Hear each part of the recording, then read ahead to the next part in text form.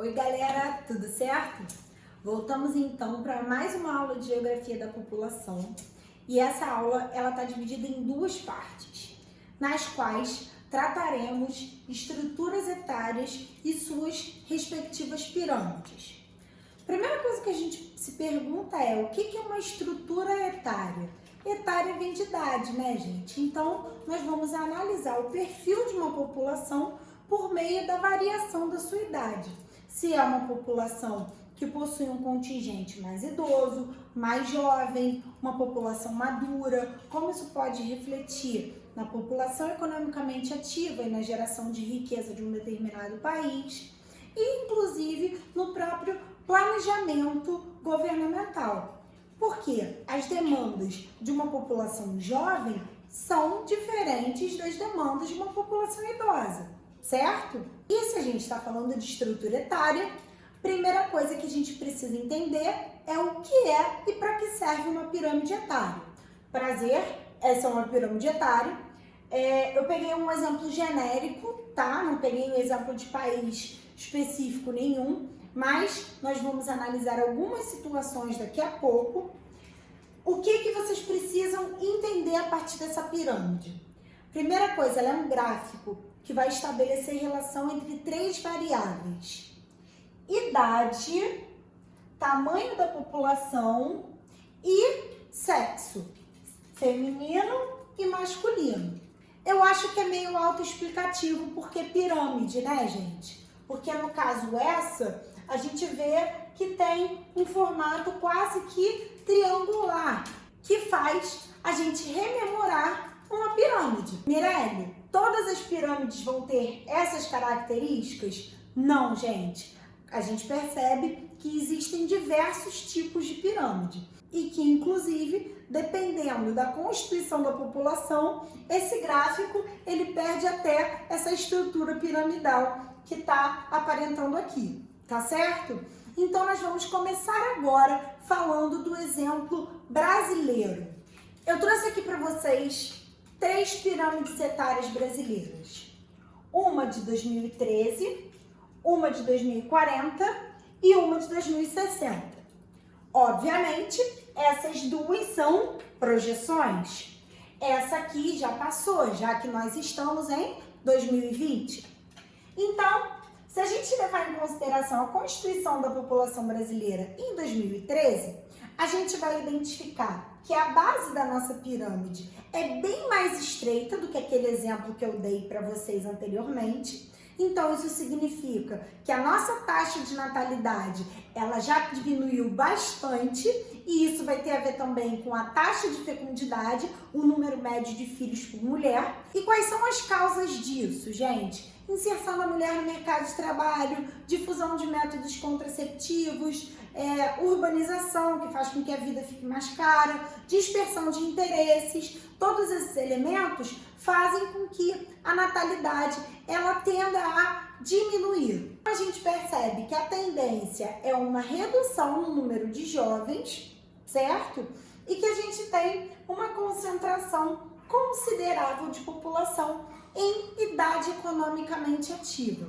Por que isso é importante de ser destacado, gente? Porque, se vocês lembrarem da aula passada, eu falei que esse pessoal é quem vai fornecer a força de trabalho para que a economia se movimente. Se você tem mais gente fora da idade economicamente ativa do que dentro, isso significa que tem menos gente trabalhando para contribuir para o crescimento da economia do país. Você tem menos força de mão de obra. Mas esse não é o caso brasileiro. A gente vive aqui, como vocês podem enxergar, o que a gente chama de janela ou bônus demográfico. O que é isso? É quando, como eu acabei de falar, a gente tem uma quantidade considerável de população em idade economicamente ativa, uma quantidade boa de mão de obra para movimentar a economia. Qual é a questão que a gente precisa discutir a partir disso? Gente, essa mão de obra, ela precisa ter uma determinada característica. Como assim, Mirelle? Se você tem uma grande quantidade de mão de obra que não tem qualificação alguma, essa mão de obra ela vai servir apenas para funções de baixa qualificação. É por isso que quando a pirâmide de uma determinada sociedade tem uma base muito larga, o que representa um número elevado de jovens, de crianças, é muito importante o investimento em sistema educacional. Claro que também é importante investimento em setores como, por exemplo, em unidades neonatais, que vão ajudar as mulheres a darem à luz a essas crianças. Mas depois, esse é o momento de qualificar a mão de obra, para que no futuro essa mão de obra ela possa representar não só um trabalho braçal, mas um trabalho intelectual para o país. Em relação às projeções, a gente percebe que com o passar dos anos, o topo da pirâmide brasileira vai alargando.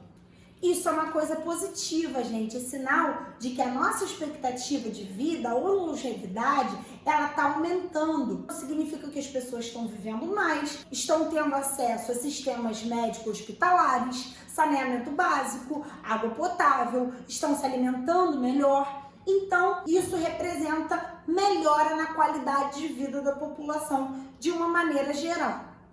Nesse momento, a gente pode ressaltar que a nossa expectativa de vida é de 76 anos. Mas eu quero que vocês observem que em algum momento nós vamos ter uma quantidade de população idosa maior do que de força de trabalho. E o que isso representa para a economia do país? A sobrecarga do Estado.